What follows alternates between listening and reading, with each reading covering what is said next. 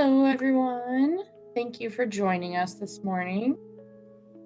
We'll just give it a minute or so as people are logging on and getting their audio set up.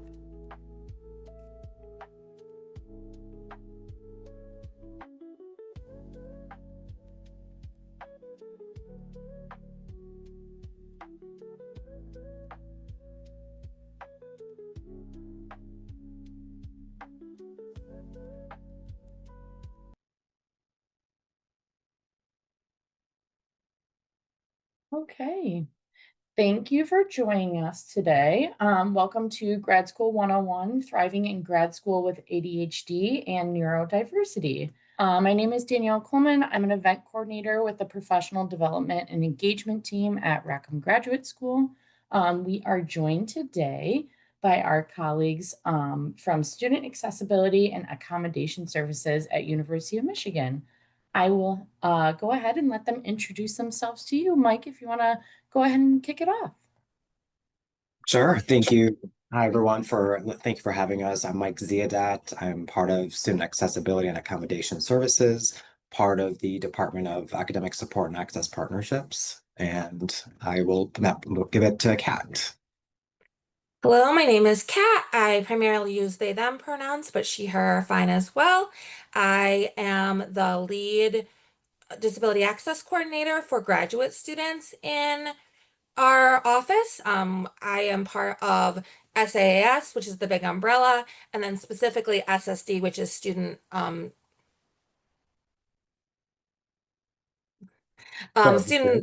yeah.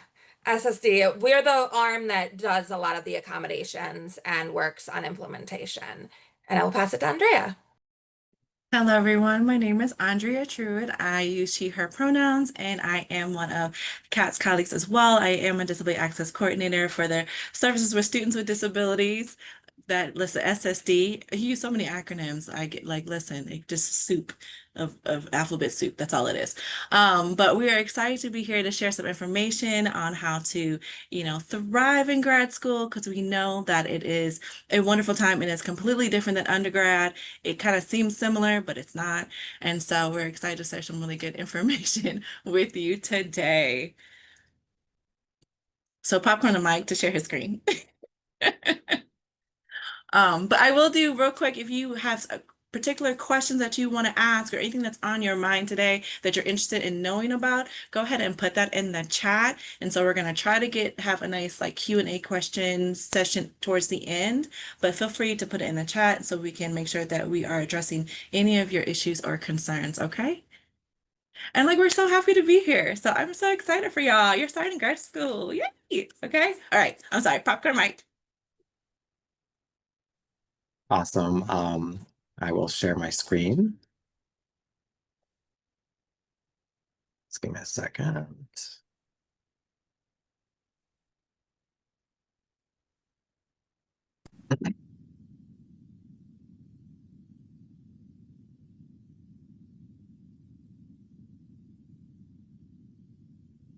Oh, sorry. All right. Everyone can see the screen fine? All right, thank you. Again, welcome everyone. And today we are going to be talking about thriving in grad school with ADHD and neurodiversity in general. So we'll cover neurodivergence and different skills and topics and strategies and resources that would be helpful.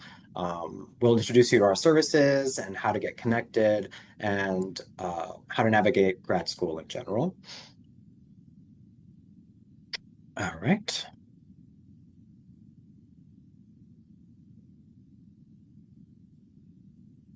So, sorry, guys.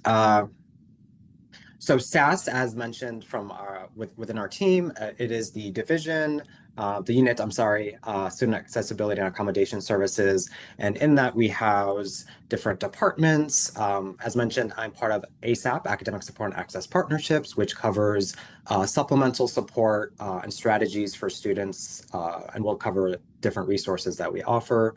We also have Adaptive Sports and Fitness program, which covers our adaptive sports and different activities, volunteering included, that our students and stakeholders really can participate in, including our programming. And SSD, as Kat mentioned, which is our services for students with disabilities. This is more the foundation of accommodations and the work that the students really pursue when it comes to their programs here. And we also have Testing Accommodation Center. So another resource for accommodations regarding testing. And we have our centers that we'll discuss later as well. Kat and Andrea, if there's anything else you want to add? I think we're good. Let's jump in to the meat and potatoes of this. Okay. So, a lot of times I find that students are not sure if they have a disability. They have a challenge, or maybe they had a diagnosis as a child that is flaring up again, but they're not sure what a disability is. And luckily, disability is a huge spectrum. So, we really follow some laws that govern the SSD part of their office specifically, and the big one is the Disability Act of 1990. That is, and also Section 504, and they define disability as a condition a diagnosed condition that impedes significantly one or more major life functions. And major life functions can include a lot of things that are relevant in school, like learning and concentrating and working.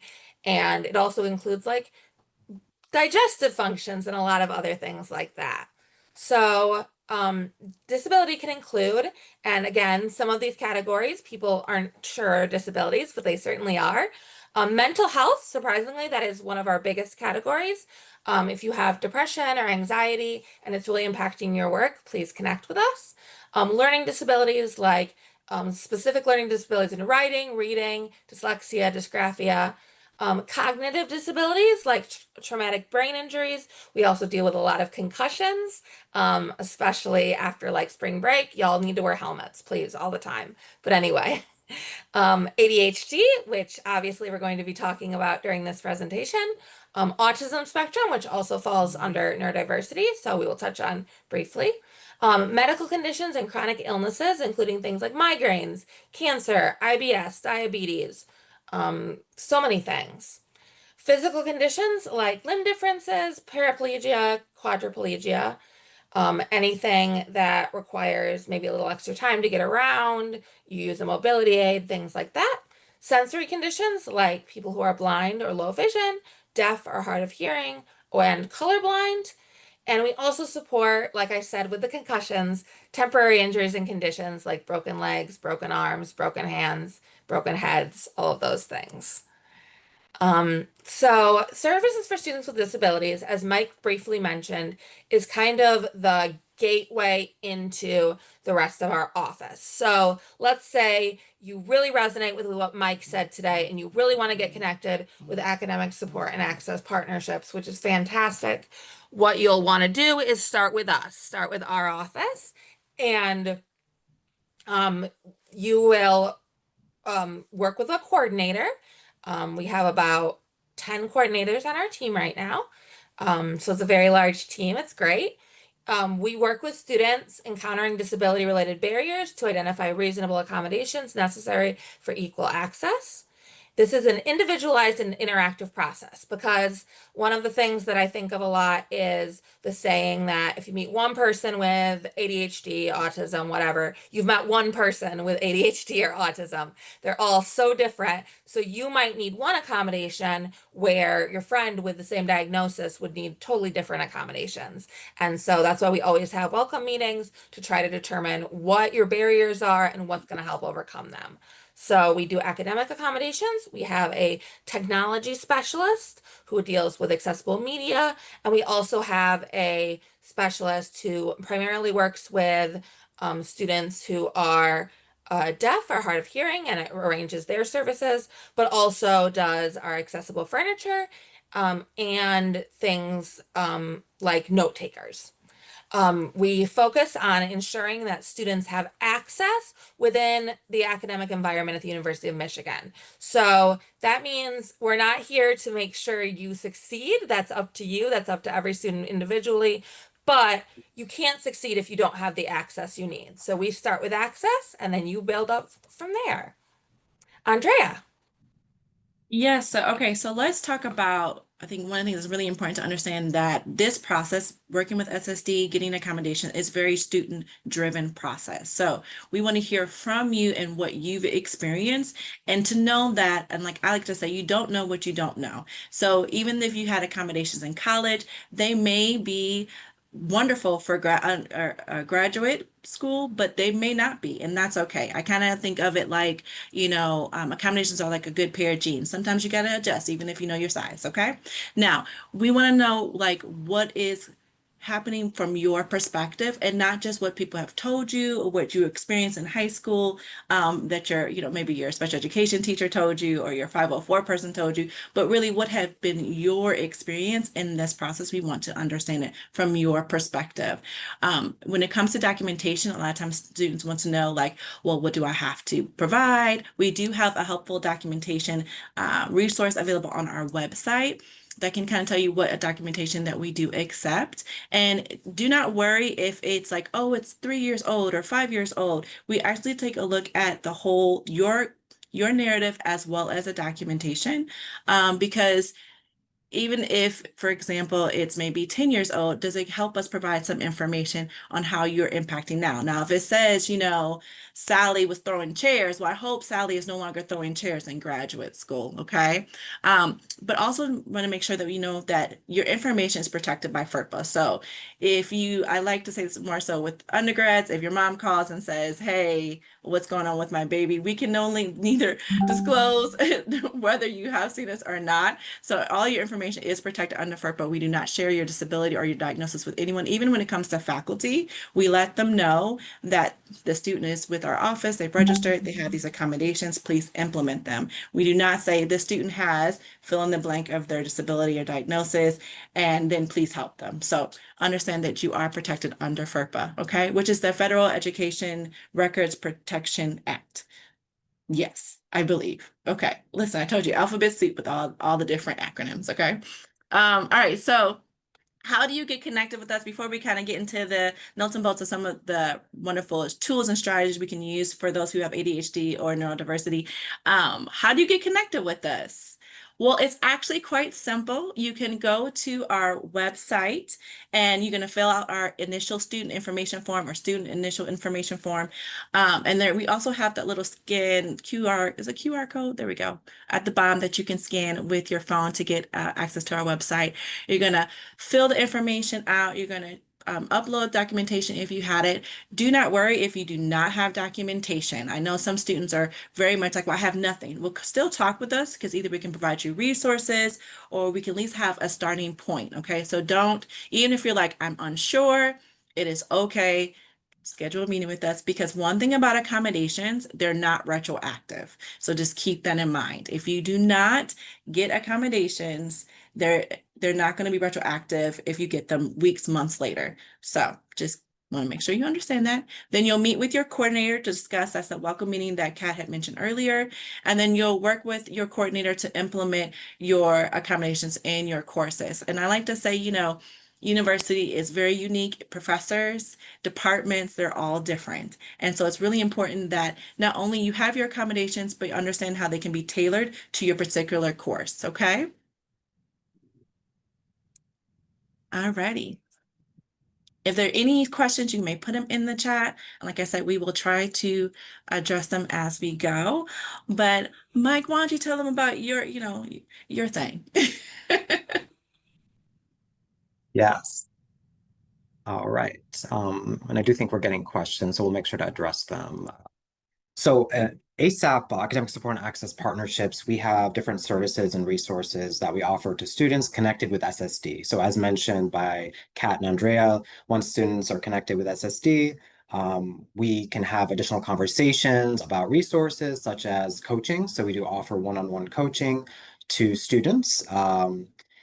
That has been a program that's been available for a while now, and we're really happy that it's been growing.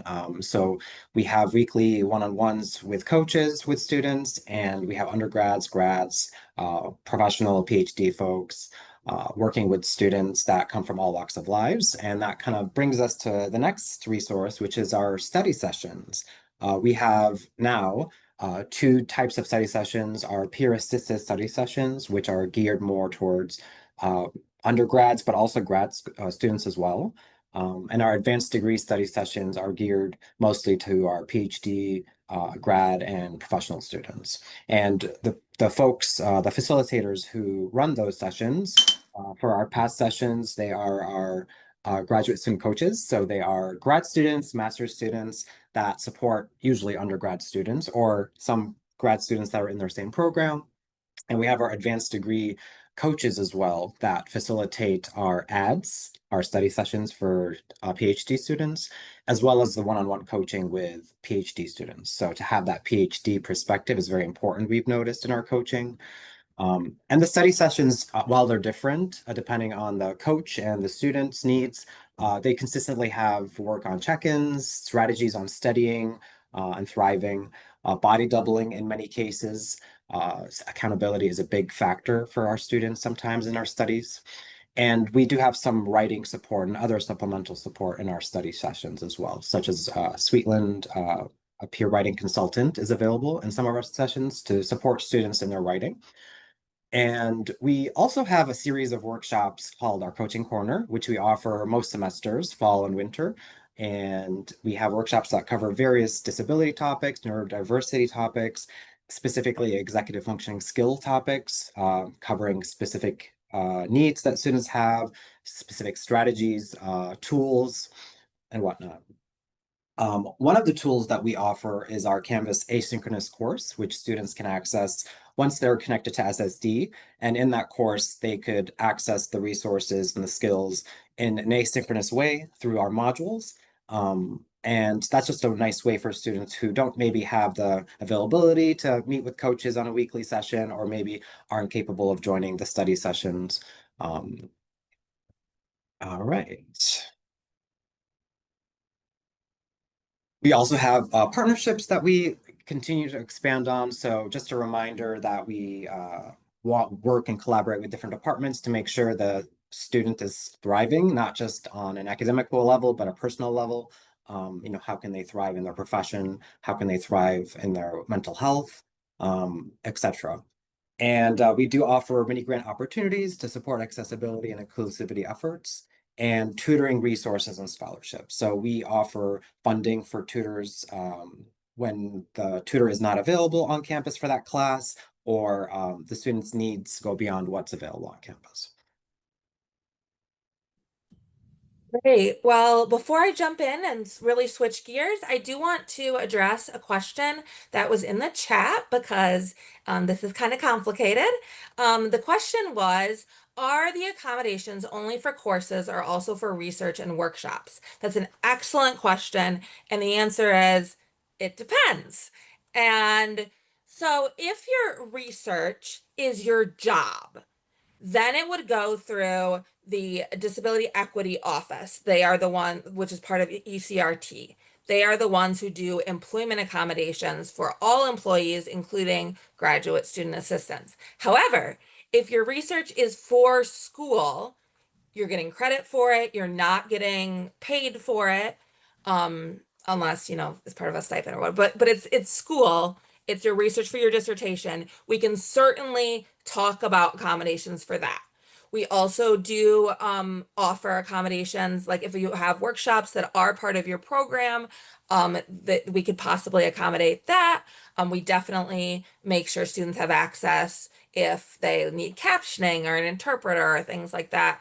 We cover anything that is not like job related. So if it's course related, but it's more of like a workshop, we certainly can look into accommodating that.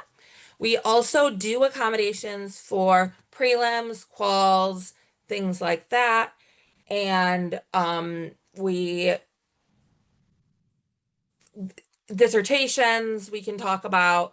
Like I said, I'm kind of the graduate student lead, so if anyone has specific questions about what we do cover, please schedule a welcome meeting and we can talk about it. Certainly. And I will cover the other question in the chat a little later because I want to make sure we get to our content, but I will cover it. All right. Navigating life with focus and calm, ADHD, productivity, and well-being. So now we're going to jump into kind of that thriving concept. So you've learned about our office. Accommodations and coaching are some things that help you navigate your life, but there's a lot of strategies and things you can implement that aren't formal accommodations. Many students face challenges with focus, organization, and emotional regulation. For students with ADHD and other disabilities, these can be amplified, especially in the demanding college environment, and I would say even more so in the demanding grad school environment. Like we've said, grad school is a whole new different beast. I've gone twice and never going again, but it's definitely its own thing. ADHD is a neurodevelopmental disorder. So that means it impacts development and neurology, and it really impacts executive functioning. That's the big thing it impacts. And executive functioning really means a lot of things. It's time management, it's emotional regulation, it's so much. Recognizing ADHD's forms and related learning barriers, particularly in a university and grad school setting, is crucial for executive support. We can't support you if we don't know what you need. So knowing what you need, learning more about yourself and your disability is going to be super helpful. ADHD affects attention, concentration, memory, motivation, and organization. In grad school, this can manifest as difficulty with long-term projects, managing multiple course loads, sustained attention in lectures, etc. There are 3 types of ADHD. You also may have heard of what was called ADD. That's what I was diagnosed with when I was in 1st grade. ADD has now gone away, and it is part of ADHD. It's actually the inattentive type. So what was ADD is now ADHD inattentive. So there's ADHD inattentive, which really impacts that focus, attention. Then there's hyperactive impulsive ADHD and combined. So combined has some factors of the inattentive, some factors of the hyperactive impulsive. There are also various levels of impact. Like some people are very impacted, some people are less impacted because we're all different. I will pass it to Andrea. We'll just kind of go into more detail about the different types of ADD or ADHD, excuse me. See, Kat, I got because it used to be ADD or you had ADHD. It wasn't ADHD and then these different specification. But okay, so kind of how it may manifest when you have ADHD inattentive, like you may have difficulty paying attention to details or easily distracted, forgetful in daily activities, problem organizing task and time.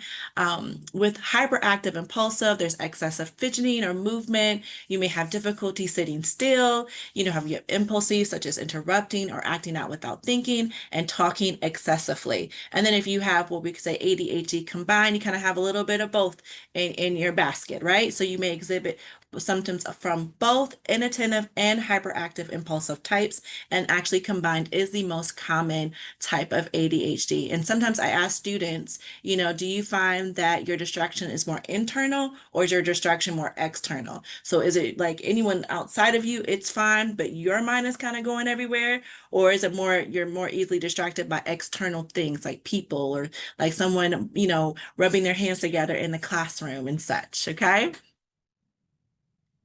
So next up, we have some of the common challenges for college students with ADHD, okay? So difficulty focusing in on lecture or doing independent study. I like to use the example of ice cream. Your professor mentions ice cream and then you think to yourself, oh my gosh, my favorite Ben & Jerry flavor is Deluxe Delish. This is a true story. I do love Deluxe Delish.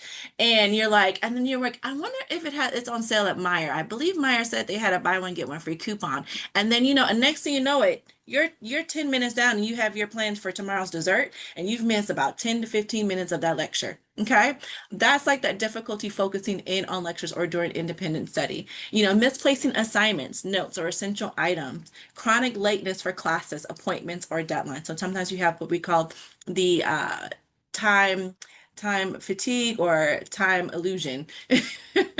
Um, Chronic or procrastination on papers, project and studying, time blindness. And that's what I want to say, time blindness. When you think something's only going to take you 30 minutes, but it ends up taking you 3 hours. Or you think something's only going to take you 3 hours, so you may procrastinate but it's actually only going to take you 30 minutes. Struggling to prioritize tasks across different courses, managing your social life alongside academic demands, sensory overload in busy campus environments, such as dining halls and crowded libraries, and then emotional dysregulation. So you may have what they call like the ADHD rage or frustration and anxiety, especially when it comes to academic pressure. So, Mike, let's talk about these learning barriers and their impact. Awesome. I got it. So some of the learning barriers that we find with students in their academic work is not exclusively to these three themes, but these are some of the trends that you might notice, working on some of the more advanced work that you are involved in. Reading is a big component of that. Anxiety around those dense academic texts, synthesizing, maintaining focus with all the many articles that are at hand, losing one's place, obviously, once, a lot of people make the joke that, once you read and you lose your spot in reading, you have to go back and read. A lot of folks have that struggle. So imagine with long text, how difficult that would be. So skimming would be something that some folks might do instead of deep comprehension, and skimming might work for some folks and some folks it might not. So struggling to synthesize that information from multiple sources is an example of how a learning barrier or reading barrier could show itself with someone with ADHD. Writing, obviously, whether it's writing block or overwhelmed with the essay structure, APA, MLA, we can go on and on with the different stages that a person goes through in their programs. Obviously, the more advanced the writing, the more new everything gets for students. And we notice with students all the time that there's an overwhelm sometimes with just the newness of it, the new routine, the new essay structure, the way they need to handle it in their work. The challenge sometimes for a lot of students is getting the process started. So starting the paper itself, they feel blocked in that process, in the writing process. Research and citation is in itself can be overwhelming when it comes to writing, and proofreading in itself is a stage that folks have a lot of struggle with as well. And then there's general and specific feedback points on clarity and coherence in their writing. So students sometimes struggle with the voice that they have in the writing, and that's something a lot of PhD students that we work with discuss with us. Some of the issues that we encounter also is note-taking. So the barriers to note-taking and the needs of note-taking that students encounter. If there's a fast-paced lecture or study, or being in a study group with folks or a writing workshop with other students, sometimes key points are missed because of the different paces that students bring to that meeting or that session or the classroom. The notes being incomplete or disorganized, whether it's due to time management issues or due to other issues, organization skill issues. And then difficulty synthesizing that information from lectures and readings for their studies. So synthesizing the information they've gathered from the lectures, and then how do they utilize and analyze the notes that they have. So note-taking is not just writing the notes, but it's beyond that for students, and that's a big challenge they have. Okay. So some of the core strategies, and again, if anyone has any questions, please feel free to ask while we go through this. But we did want to start with some of the core strategies that we encourage students to practice in different ways. The first theme we had was focus and attention. So a lot of times students struggle with attention or focus due to many various reasons. So some of the tools and strategies we encourage is to minimize the distractions, which sounds easier than said than done. But utilizing quiet study spaces when they're available. There are designated quiet zones on campus, so encouraging students to seek those out when possible if distractions, if noise is an issue for their on-campus work. Phone notifications. There are people who like to use apps and screeners to shut off notifications for certain websites or apps. There are people that like to take it extreme, just turn off the phone entirely, put it away, put it in a drawer or a little phone jail thing, the phone cage thing, and using website blockers, which there are many out there for different distracting sites. So if social media is the taboo for the student, they want to go for a website blocker that covers social media, for example, and et cetera, et cetera. We also encourage the component of active engagement when it comes to students' experiences on campus. So, being actively engaged is something to keep the focus and attention in the program. And how does that work? So practicing active listening in lectures, so asking questions and summarizing them, both mentally, but also in the writing process or note-taking or using assistive technology. So it's important to have the listening attention, but also the note-taking writing component as well. So keeping it active engagement as much as possible with the context of a person's identity, of course. So ADHD folks, maybe they might utilize some assistive technology apps that we might talk about later. What can they do? So breaking down long readings into smaller, manageable chunks with scheduled breaks. That's an example of how to break down something that seems overwhelming into a smaller chunk and scheduling the breaks, for example. So that's one way of being actively engaged. Now, another way of strengthening the focus and attention is utilizing techniques like the Pomodoro technique, which we encourage in our coaching sessions and our peer-assisted study sessions. Basically, 25-minute work, 5-minute break. Doesn't have to be that exact. Some people like to extend it, so 50 minutes and having a 10-minute break, for example. But that structure of work and break is a good sample of how to study for writing, and holding ourselves accountable to the work, but also to make sure we have breaks so that we're not burnt out. So this is a good example of how to navigate that part of it. And similar to focus and attention, procrastination is something that shows up in many different ways in our students, and you all might have different examples or experiences on how procrastination shows up in our work or in others' work. So for research papers, for example, breaking it into finding three sources, and then writing the outline, and then writing the introduction, etc. So instead of thinking about, oh my gosh, this task is this step and this step and this step and this step, for example, in the writing process, thinking about it in tasks, task 1, task 2, task 3, however you want to think about it, and breaking it down so it's more digestible, less overwhelming. That's the approach students have usually.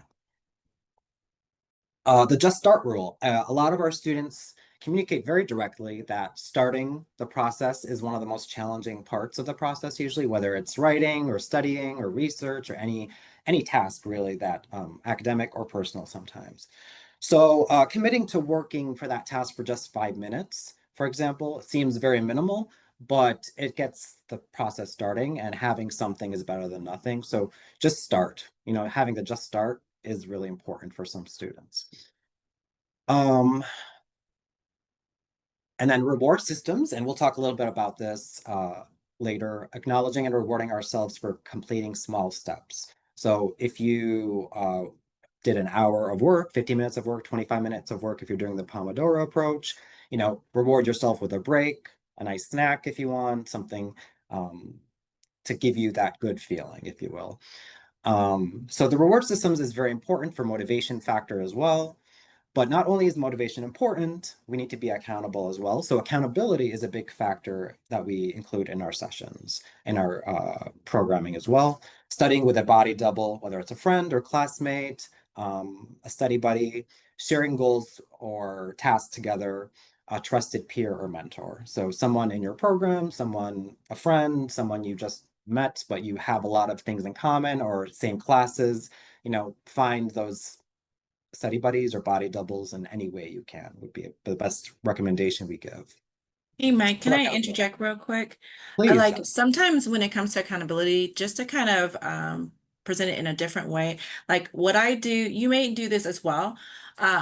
It's like I may call my best friend when I need to clean, right? I call them and say, hey, how are you? I need to clean. Can you talk to me while I clean? They're not helping me clean. I mean, it would be nice, but they're not helping me clean. They're not doing the work for me. But because they're on the phone and then they're checking in to make sure that I am actually cleaning as they tell me the tea, that I get it done. So that's a way to think about it, but like in a non-academic perspective, but then just applying it to your academics. So, okay, maybe the reward system is you watch, the last episode of Love Island. I don't know.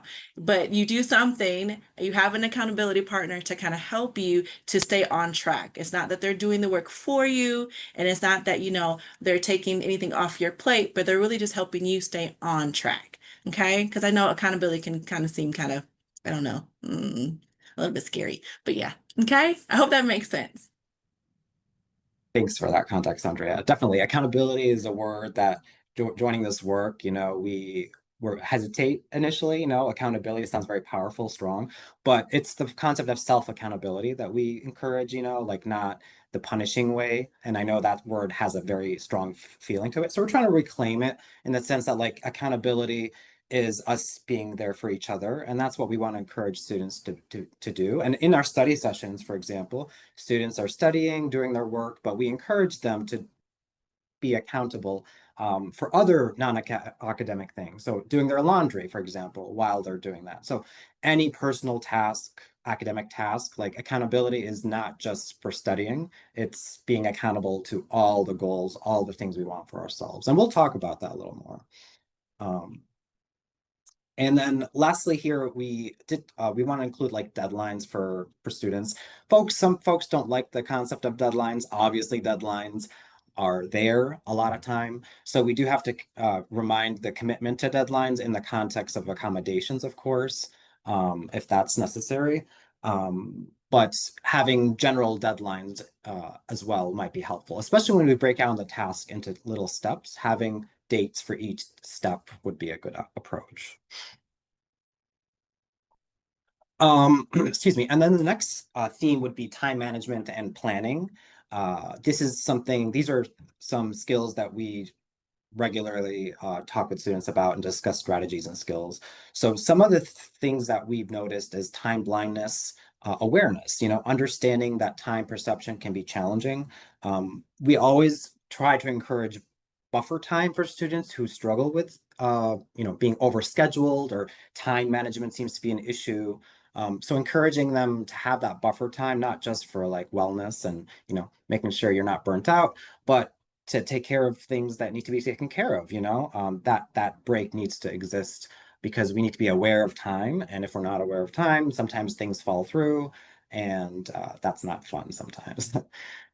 And scheduling is a big, to some people, it's a heavy lift when it comes to initiating, being more scheduled in our tasks.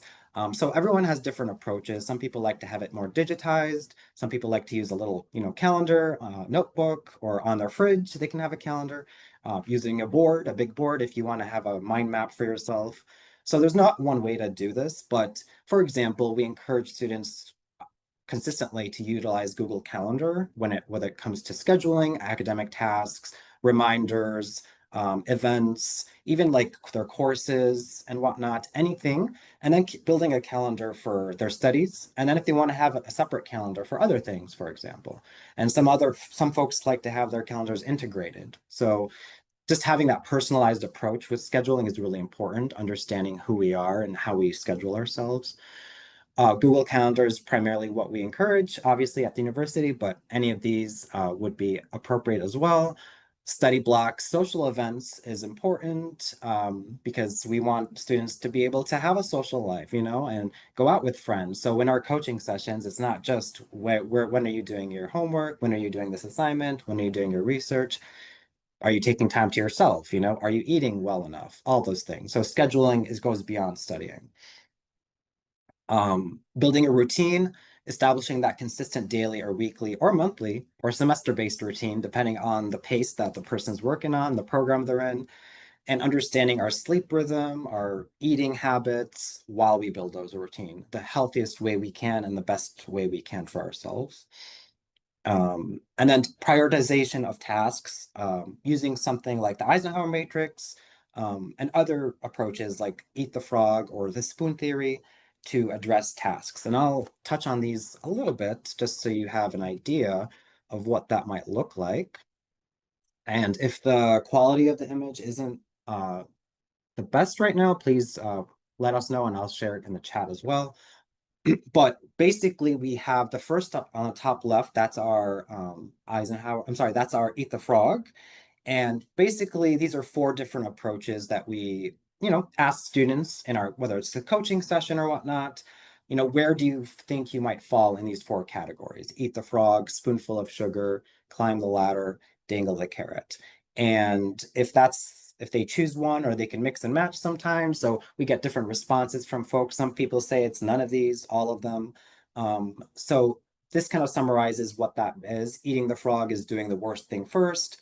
Spoonful of sugar is finding a way to sweeten the deal while you're doing it. Climbing the ladder is starting with the easiest task and working your way up. And lastly, dangling the carrot is rewarding yourself with something after the task is completed. So they both have different ways of rewarding ourselves and to holding ourselves accountable in that way.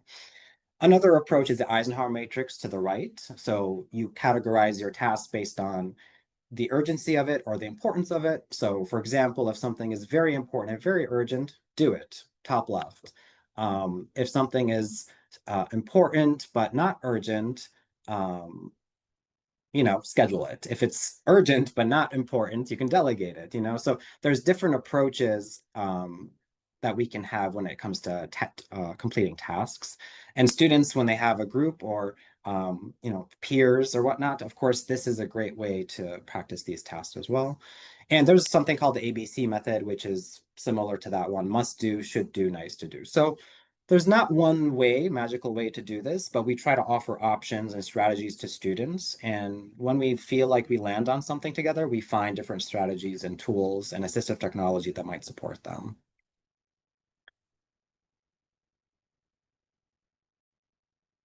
All right, next theme is organization. Having a specific spot for your backpack. I can jump in and do this one. Thank you, Kat. That's your section. Yes, organization. This is huge. This is something that was one of the biggest things I struggled with personally. So I have a lot of methods that we are sharing here to help keep me organized. Have designated homes for things. I can't tell you how many times I lost my ID card in undergrad.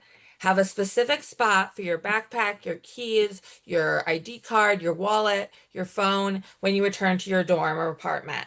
So just get in the habit of my phone goes here, this goes here, that goes there, and you'll know where things are because they're in their home. But remember to remember where the home is.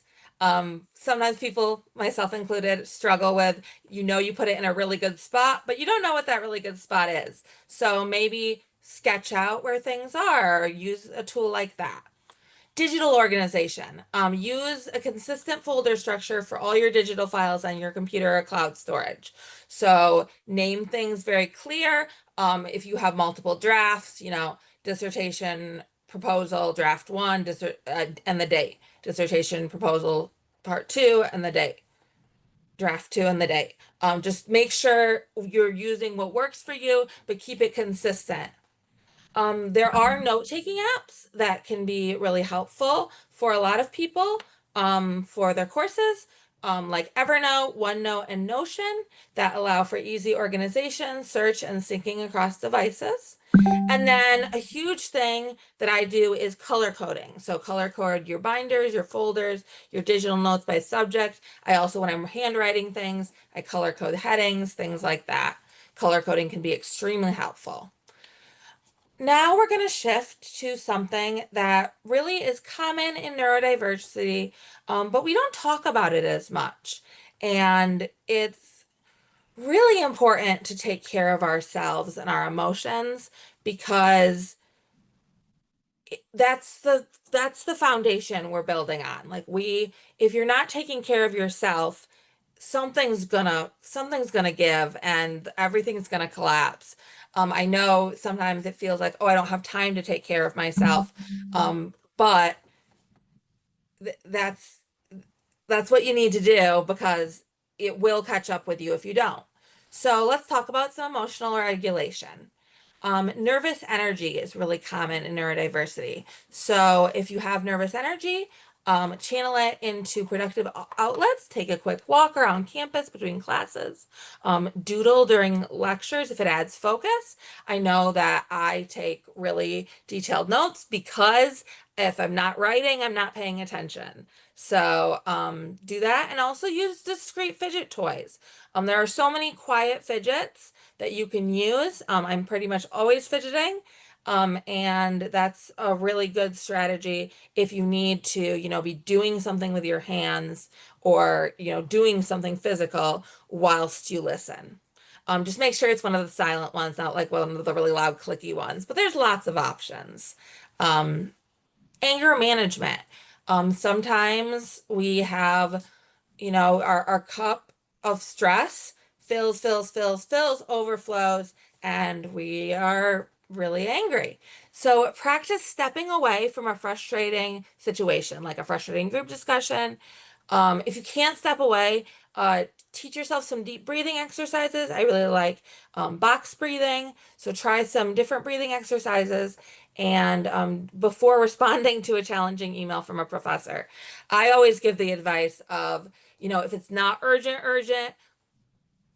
put it in a folder, remind yourself to come back to it, step away from it, and come back to it tomorrow when you have a clearer head. There's very few things that you have to respond to that day, and we don't want to respond in an impulsivity, especially when we're in a PhD program and we have to stay with this advisor for 7, 8 years sometimes. Really want to focus on not dismantling that relationship to the point that we can. There's also the STOP technique for stress. And so STOPP is the acronym because we love acronyms. So first you stop. When you're overwhelmed by a looming deadline or a difficult assignment, stop, take a break. Then take a breath. Deep, slow breaths to calm your nervous system. In through the nose, out through the mouth. One thing that it's kind of silly, but I've done it with kids and I do it myself, is you smell the flower and then you blow out the candle. And do that over and over until you are much calmer. Then observe. Notice your thoughts. What are you thinking? Are you having some imposter syndrome? Are you beating yourself up unnecessarily? Are your thoughts, I'll never finish this. I'm going to fail. I'm going to drop out of my program. And notice your emotions. Are you anxious? Are you frustrated? Are you sad? What's going on? Then pull back. Gain perspective. Is the thought 100% true? A lot of times it's not, right? We beat ourselves up, but it's not true. We're not going to fail. We're going to finish it. What's a more balanced view? Remember your past successes. You are in grad school at Michigan. You have done a lot of things right. You are smart. You deserve to be here. Focus on all of those things. I have a compliments folder in my email of all the compliments that I've gotten here over my 3 years. And I read those sometimes and it helps me. If you've gotten really positive feedback, revisit that. Then practice what works. Choose a helpful action, like breaking down the task or asking for help or taking a short break, and do that and then come back with a clearer head. Overcoming unhelpful thinking habits. So like I said, a lot of times we think things that are not necessarily true. We beat ourselves up a lot, and really that's unhelpful. There's a lot of guilt, there's a lot of shame, and those are not usually helpful emotions. So let's focus on overcoming them. So first, identify common distortions. Recognize patterns like all or nothing thinking. I do this all the time when I'm stressed. So like, if I don't get an A, I'm a failure. What's the point of this? I'm going to fail. Or catastrophizing, like, if I miss this deadline, my entire academic career is over. Or should statements, like, I should be able to do this easily. Well, no, grad school is challenging. You shouldn't have to do anything. It's okay to ask for help. It's okay to struggle. Then do some cognitive restructuring. Actively question the evidence for your negative thoughts. Like, do you really have evidence that if you don't get an A, you're failing? Look for alternative, more balanced explanations. Focus on what you can control in the situation.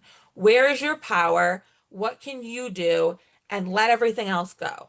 Practice self-compassion and acknowledge that challenges are part of the learning process. Again, you are smart, you deserve to be here. Be kind to yourself because that's really important.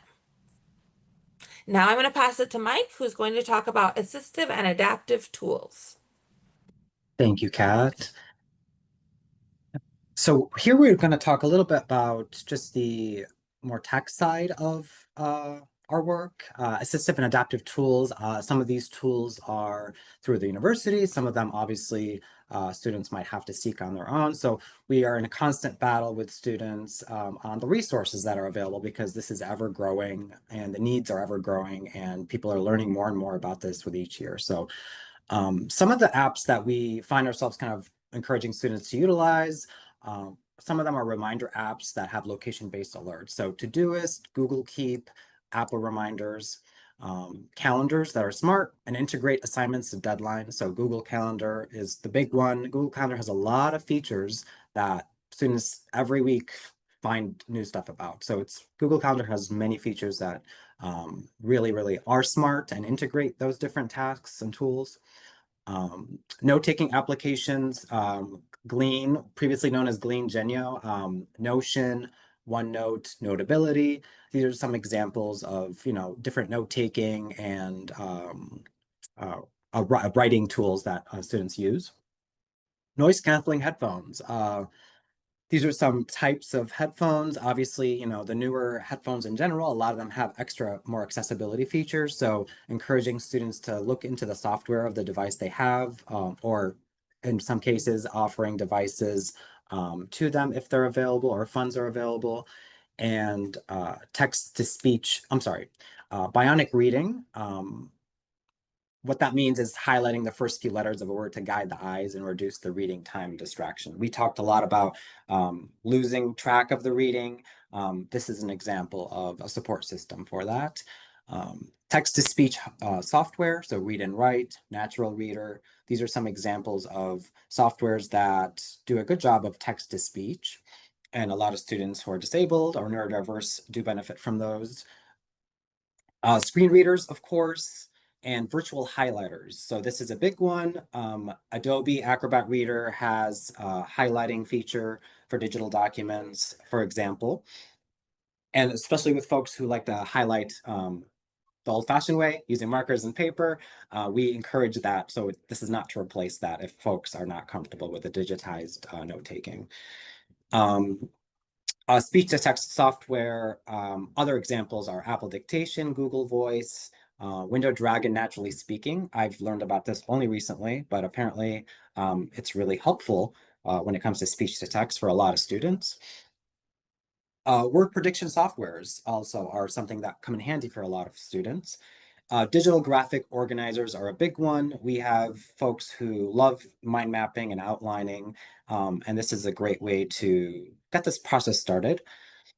And lastly, contextual spell and grammar checkers. So Grammarly, Ginger, Microsoft Editor. I think something we've had in continuous collaboration with Sweetland, for example, is how do we navigate the world of AI and the world of writing. And that's something that we still don't have answers to, but it's really exciting the more AI tools that come out, because there's a lot of assistive support that comes from AI features. And then that kind of touches on when we, for example, in our coaching sessions or with the coordinators, meet with students in their intro meetings and other resources in SAS, we try to embody a spirit of self-advocacy in our work and with our meetings with students. We try to understand the person on a personal level and understand the barriers and challenges and needs that arise in our interactions with students. So some of the things we notice students often show is the patterns of self-doubt, and that self-doubt leads to avoiding risk-taking, second-guessing themselves. That also leads to the need to apologize endlessly, if that makes sense, ruminating on those mistakes while we feel apologetic and ashamed. Many people feel the sense of shame from these mistakes. And that inner voice tells them you are not good enough. So these are just some ways that our students have expressed that they've needed to be more self-advocates for themselves.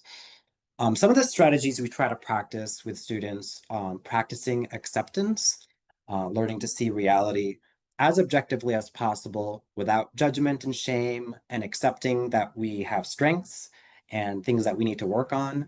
And that's a great starting point for change that we have in our coaching sessions with students and our meetings and students in general.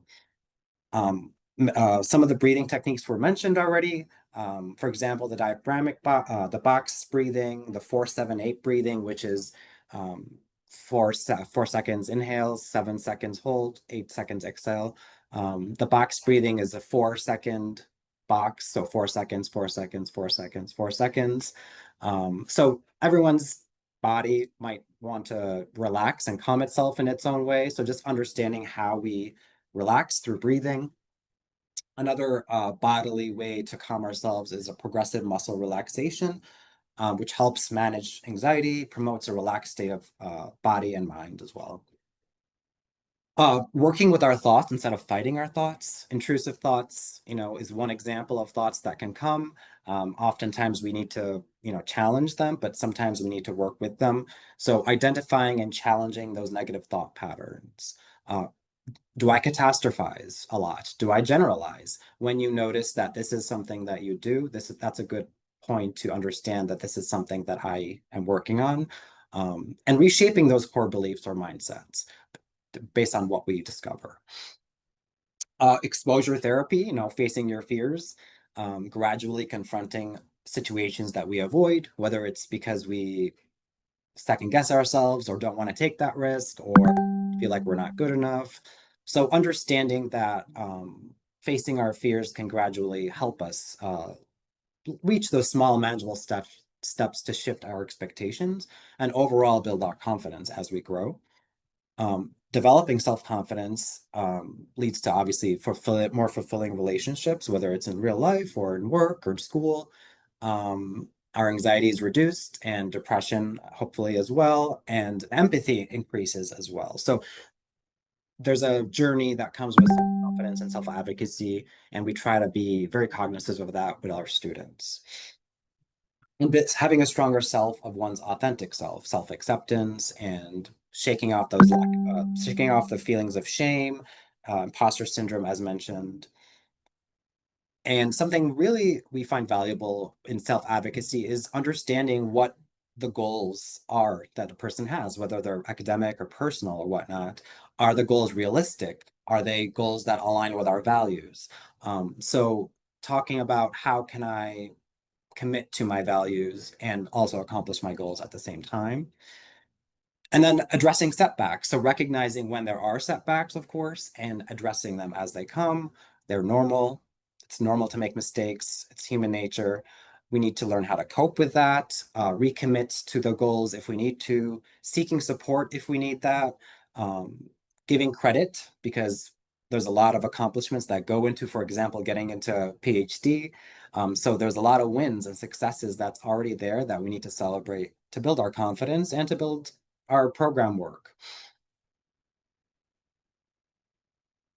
Some other resources that holistically we, of course, try to integrate in offering the resources to our students is CAPS, so understanding the overall well-being of a person, not just academic, but personal as well, psychological. So connecting them with CAPS or UWIL therapy services, teletherapy services. Wellness coaching has been a great new service that we've been connecting students with when they are struggling with the beyond the academic. So when the session feels like it needs more of a wellness approach, we definitely encourage students to keep meeting with us, but we also encourage them to have a wellness coach as well. University Health Services, obviously, for any supports the students might need. Spectrum for students who are LGBTQIA+, and international students and other students who benefit from the International Center and their resources there. So any of the students that have these needs, we also want to keep a relationship with these departments and to continuously support the students depending on their personalized needs. Okay, so I'm going to go over just real quick these last few slides because we do want to be able to answer questions. Also check your program, your department, your school's student resource. So oftentimes they may have specific resources available that are unique to your program alone, okay? And so real quick, we have adaptive sports and fitness. We have wheelchair basketball. We have wheelchair tennis, wheelchair rugby. Wheelchair rugby is also called murder ball. I learned that in adaptive track and field. We have a lot of wonderful activities. You do not have to have a physical disability to participate. It is open to any and all, and it's a great way to meet people outside of your program and connect and stay physical, okay? And get it adapted to your needs, okay? Next, we have our testing accommodation center. So depending on your program, your professor, your course, your department, you may use the testing accommodation center to provide your testing accommodations, okay? More information about that can be shared when you work with your coordinator. And then, of course, last but not least, we have some scholarships and such. All this information is available on our website, but I want to make sure we discuss it. So just in case someone says, did they talk to you about ASF or testing accommodations? We did, okay? But we want to open up to the questions that are in the chat as well as any additional questions as we have about 10 to 15 minutes left, okay? All Okay. right, I'm gonna cover the first two that I see in the chat, and then I will ask the third one, and then Mike can jump in and answer that one because it's more his territory. All right, the first question is, can you discuss if you support seeking accommodations for third-party exams? For example, United States medical licensing exam. If so, can you walk through the application process and requirements?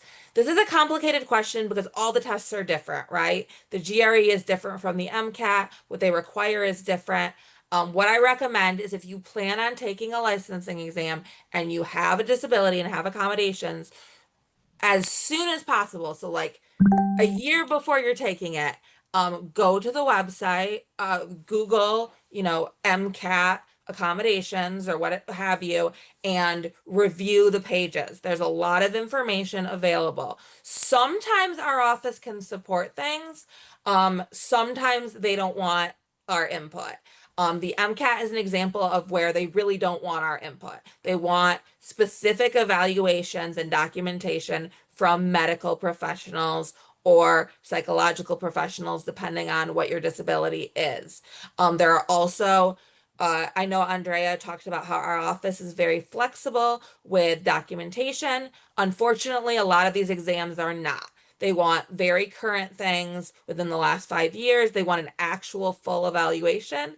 Someone in the chat asked if there's any power or importance to actually getting a diagnosis when you suspect one. Well, if you want accommodations for a licensing exam, yes, absolutely, you should take an evaluation as soon as you can before that exam. But remember currency as well. So like, don't do it 5 years before. But a year before is fine. So I know there are some, like the GRE is one where it does say that your coordinator can fill out a form. So again, review the application. If you don't understand it, reach out to our office and we can kind of walk you through it.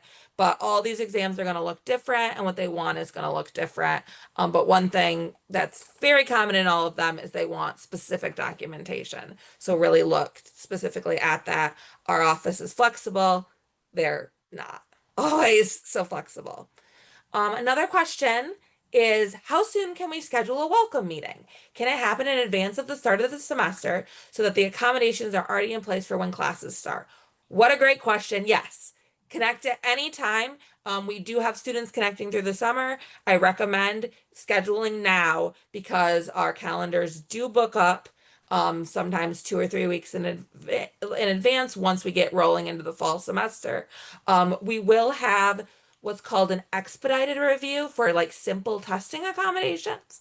There'll be more information about that on Accommodate. So like if you can't get in and you need testing accommodations before your first quiz or exam, there will be information on how to do that, get them temporarily if you have documentation, and then meet with a coordinator and get them more permanently. And then the question for Mike is, do we have access to writing tutors unlimited or only in the study sessions? And how often are the study sessions? Thank you. Thanks for that question. Our study sessions are offered ideally every semester, which they have been for the last year. So in the fall, the second week of classes is when our ASAP programming begins. So for coaching or study sessions or workshops, we won't have anything likely before the second week of classes. That said, we have in our peer assisted study sessions, so primarily geared towards our undergrad and grad, a peer writing consultant from Sweetland, and they basically replicate what they do in their Sweetland sessions. They follow the same time frame and everything. The difference between a tutoring session in Sweetland and in the study session is there will be that one-on-one in a breakout room, but that person is available to the whole study session, and in a general writing support way. So it's not as direct and personalized. So someone who wants to like maybe work on drafting their paper with someone for the whole hour might not be able to have that in our study session. So our study sessions, again, are about the self-accountability component and making sure, I'm committing to what I want to do right now. And the peer writing consultant is there to support, but I don't know if it's going to be as personalized as a one-on-one tutoring session. How often are these sessions with Sweetland that you offer? Yeah, so if we usually have at least one study session that a week for writing, and ideally we want to have two, but it's offered once a week. It's different days every semester. Once the schedule is out there for the fall, of course that will be available, but once a week is what we offer usually, at least. And do we have access to Sweetland on our own whenever we want? Sweetland is available for any writing support for any student on campus. I think the difference between kind of the collaboration we have with Sweetland and what they do on their own is that this is just an additional space for our students connected with SSD to benefit from Sweetland's great resources in a different new way. So it's really just an extension of that, I would say. So you can definitely connect with Sweetland at any time, individually, and they will Yes, definitely have that more focused support for you. absolutely. If someone is having a mental health problem, like an anxiety or a panic attack, is there a number to call or an office? That would be CAPS. CAPS has emergency support that they offer. And so if you go to their website and go to the right, I'm going to include this link. And Andre already did. Great. There is, go to the right, and there's a red bar that says urgent support, and you can get urgent support that way. There are also hotlines for mental health support, just through, not the University of Michigan. There's crisis lines. There's the state of Michigan crisis and access line for mental health if you're having like a significant crisis. Don't hesitate to use these resources. That's what they're there for if you are having an emergency. Our office is not an emergent office. That's really not what we're designed for. We're also not counselors. So definitely connect with these resources first, get the help you need. If it's really, really bad, there is a mental health emergency room at the main University of Michigan hospital. Again, don't hesitate to use it if you really need that crisis support. Then when you're out of the crisis, that's when you can connect with our office and get some accommodations. So we're there for when things are a little bit calmed down, you have a diagnosis, and you're ready to re-engage with your academics, but you need some more support. And then for those here, Mike, another question for you. For those working one-on-one with an academic coach, how frequent are the coaching sessions? Additionally, are they long-term? Are there certain conditions you have to meet in order to be able to receive academic coaching? And if you can touch on the continuous enrollment and PhD students, that would be helpful as well. Absolutely, yes. And we coaching really just starts once a student is connected with SSD. So if a student is connected with SSD and they're interested in coaching, that's when that connection is made with us in ASAP. Coaching has had a wait list, generally speaking. It is a busy resource that students like to seek. Coaching is offered usually on a weekly basis initially, at least a weekly, unless there's a preference of someone who says, hey, I'd like to have bi-weekly instead. We would try to honor that, of course. But initially, it's stages, initially on a weekly basis. And then from there, on a semester base, it's usually a semester to semester basis. They would kind of graduate to the next coaching level. That could be the same amount of frequency, the same frequency of coaching, less depending on what their needs are.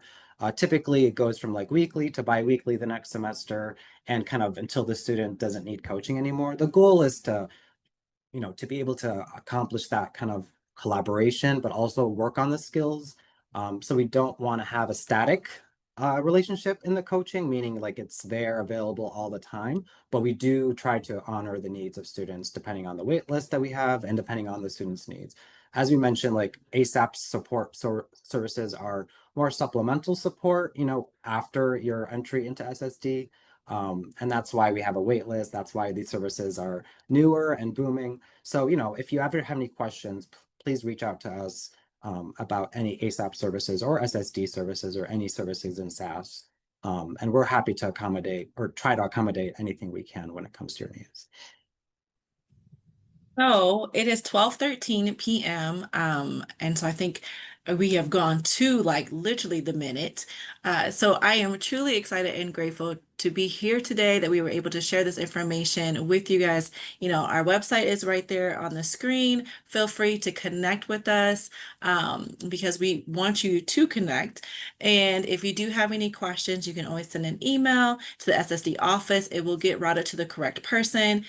Just know that it is based upon your degree, your department. That's kind of how our office works. So know that we are here to support you in your journey in getting your graduate degree, whether you're getting your first MBA or your PhD or your third master's. Listen, we're here for you, okay? And like I said, if you do have any questions or concerns or just hey, you mentioned this, I just need a little bit more clarification, do not hesitate to reach out, okay? Otherwise, we hope y'all have a tremendous Thursday and enjoy as you begin this new journey, okay? Thank you so much, Mike, Kat, and Andrea. We really truly appreciate your time sharing these resources with our incoming grad students. I placed the survey in the chat. If you could all take a few moments to fill that out for us, we'd really appreciate it. And I hope you have a great day and welcome to Rackham. Thank you, everyone. Bye. Thank you. Nice to meet Thank you all. you. Bye.